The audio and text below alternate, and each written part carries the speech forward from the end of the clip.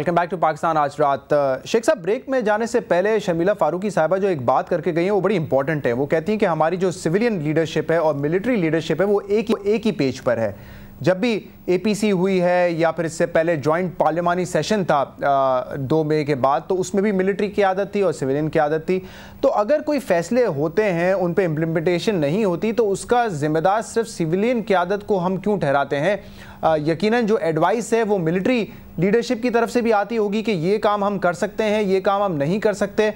तो अभी अगर हम शमसी एयरबेस वेकेंट करने का पहले भी कह चुके हैं और वो वेकेंट नहीं करते, सप्लाई हम फिर खोल देते हैं, तो इसमें यकीनन मुशावरत जो है वो मिलिट्री क़यादत से तो होती होगी।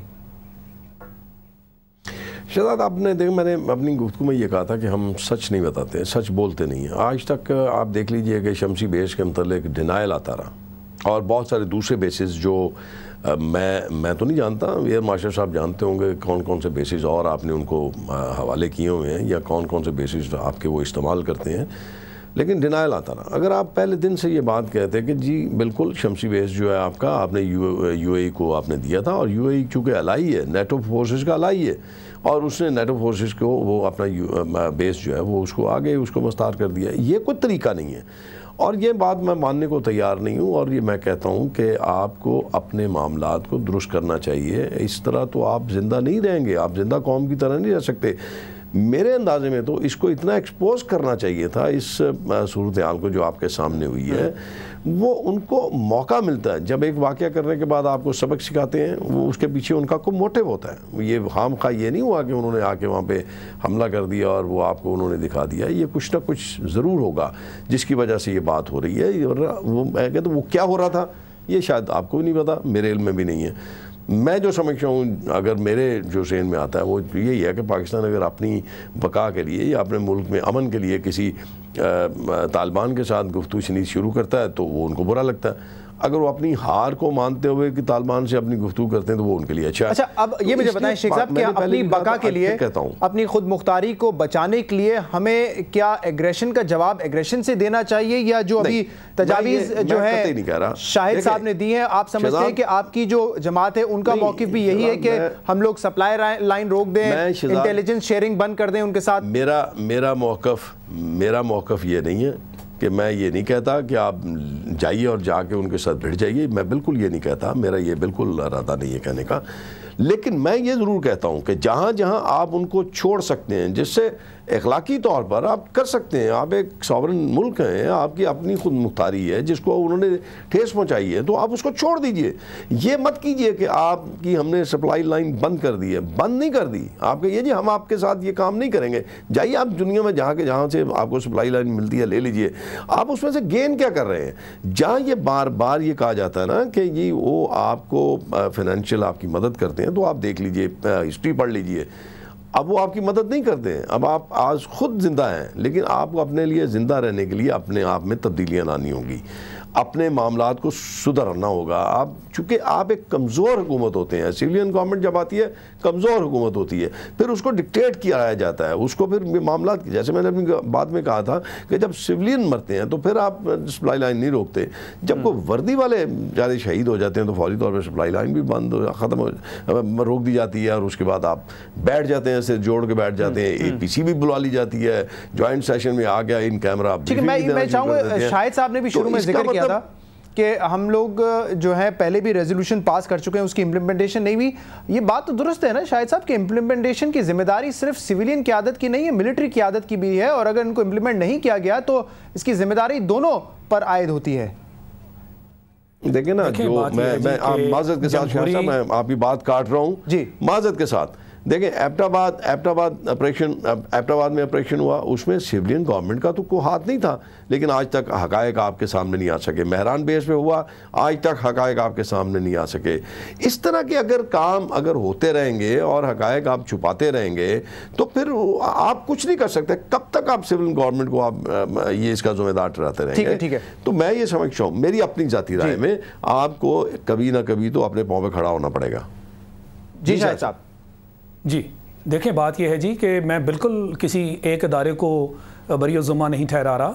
ये सबका जो है उनका फ़र्ज़ है कि कौम को जो सही वाक़यात हैं, जो हकीकत है, उससे रूशनास कराया जाए और उसके बारे में बताया जाए। और बिल्कुल आप ठीक कह रहे हैं कि उनका भी फ़र्ज़ बनता है। मगर बात यह है कि टॉप लेवल पे अल्टीमेटली जो पॉलिसीज़ हैं जी, वो तो आपकी लीडरशिप ने ही डिसाइड करनी है। एक जमहूरी हुकूमत में आपकी जो आर्म्ड फोर्सेस हैं वो सबसर्विएंट हैं टू द पॉलिटिकल गवर्नमेंट। हाँ, लेकिन एडवाइस तो वही लोग करते हैं ना। देखें सर, गिलानी साहब तो जो है वहाँ पे नहीं होते ना, या फिर सदर साहब तो वहाँ पे मौके वादात पे मौजूद नहीं थे। जो वो एडवाइस लेते हैं कि हमने ये जंग किस तरह लड़नी है, स्ट्रेटजी क्या होनी चाहिए, वो तो मिलिट्री लीडरशिप से ही लेंगे ना आप। एडवाइस दे दी, पर फाइनल डिसीजन किसकी होगी? आप ये बताइए कि अगर आप एक मुल्क के साथ जंग करना चाहते हैं तो क्या वो आर्मी या मिलिट्री खुद डिसाइड करेगी कि हमने किसके साथ लड़ना है और किसके साथ नहीं लड़ना? आप इन ड्रोन अटैक्स को ले लीजिए, ये इसकी इजाज़त किसने दी हुई है? अगर दी हुई है तो, और अमेरिकन ने ये पॉइंट आउट किया है, तो इसका फैसला किसने करना है? अगर ये जो सप्लाई लाइन जो है, फौज ने इजाज़त दी थी ना, ये तो फौज के डिक्टेटर ने इजाज़त अगर दी थी, सिविल गवर्नमेंट ने तो इजाज़त दी थी। फौज ने इजाजत दी थी, तो जब सिविल गवर्नमेंट ने टेक ओवर किया था उसके बाद आपने पॉलिसीज रिव्यू क्यों नहीं की? एक तरफ आप ये कह रहे हैं कि जी हम इनको ओन नहीं करते। मेरा नहीं ख्याल कि अभी तक नहीं, आप ये कह रहे हैं, निकले हैं आप, आई एम सॉरी, आप ये कह रहे हैं कि हम उन पॉलिसीज को ओन नहीं करते। हम उनकी पॉलिसीज से इख्तलाफ रखते हैं। वो गलत पॉलिसीज थी, वो वन मैन शो था। 3.5 साल में आपने कौन सी पॉलिसीज रिव्यू की? क्या ड्रोन अटैक्स में कमी आई या ज्यादती हुई? अच्छा, मुझे क्विकली ये बता दें शाहिद साहब, क्या जो वाकयात हैं अटैक्स के, उनमें कमी आई या ज्यादती हुई? आपके एक्सपीरियंस की वजह से आपके पास हमारे से ज्यादा इंफॉर्मेशन हो सकती है। क्या एंटी एयरक्राफ्ट गन्स इस तरह के चेक पोस्ट पर मौजूद होती हैं? क्या उसको नेटो हेलीकॉप्टर्स के खिलाफ इस्तेमाल करने से मना किया गया है? जी, पहले तो मैं आपको ये बता दूं कि ये जो अटैक हुआ है ये इतना भी जो है इस पे इब्हाम नहीं है जितना अभी तक शो किया जा रहा है। जहाँ तक मेरी इतलात हैं उसके मुताबिक, और आप भी ये जानते हैं कि जो दोनों सिक्योरिटी पोस्ट्स हैं इनको क्रिएट किया गया था ताकि जो अक्रॉस द बॉर्डर कुन्नड़ का इलाका है वहाँ से इन्फिल्ट्रेशन होती थी। ये जो TTP हैं इनके लोग वहाँ से इन्फिल्ट्रेट करते थे हमारे एरिया के अंदर, लिहाजा उसको चेक करने के लिए आपने ये दोनों सिक्योरिटी पोस्ट जो हैं इनको क्रिएट किया, वहाँ इनको कायम किया गया। अब ये बताइए कि ये जो सिक्योरिटी पोस्ट थी ये किसको तंग कर रही थी? लाजमी चीज़ है, वहां जो एंटर हो रहे थे उन्हीं को तंग कर रही थी ना, या उस एंट्री को जो पीछे से बैक करना चाह रहे थे ये उन्हीं को तंग कर रही थी ना। अच्छा, अब उस दिन भी जो वाकया हुआ है, जो अभी तक मेरी इतलात हैं, ऑब्वियसली ये इंक्वायरी के थ्रू हम तक करेक्ट इंफॉर्मेशन पहुंचेगी, जो मेरी इतलात हैं उसके मुताबिक वहां से एक एंट्री की कोशिश की जा रही थी और वो जो एंटर होना चाह रहे थे उसको हमारी सिक्योरिटी चेक पोस्ट ने चैलेंज किया और चैलेंज करके उनके ऊपर बाकायदा उनको रोका गया।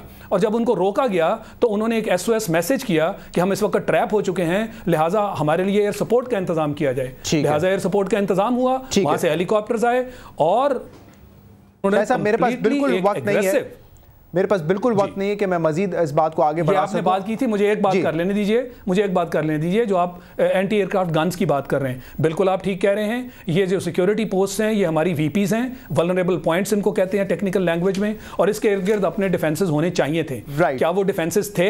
और अगर वो थे, क्या उन्होंने फायर किया? और इसके अलावा एयर सपोर्ट भी अगर चाहिए थी तो ये सब इन्वेस्टिगेट होना चाहिए। अनफॉर्चुनेटली मैं इसको मजीद आगे नहीं बढ़ा सकता, लेकिन आप सही कह रहे हैं कि इन्वेस्टिगेट होना चाहिए, उसके बाद ही हम सही फैसले पर आ सकते हैं। नाज़रीन, फीडबैक के लिए आप पाकिस्तान आज रात के ईमेल और फेसबुक पर लिख सकते हैं। प्रोग्राम देखने का शुक्रिया। कल आपसे फिर मुलाकात करेंगे। अल्लाह हाफिज़।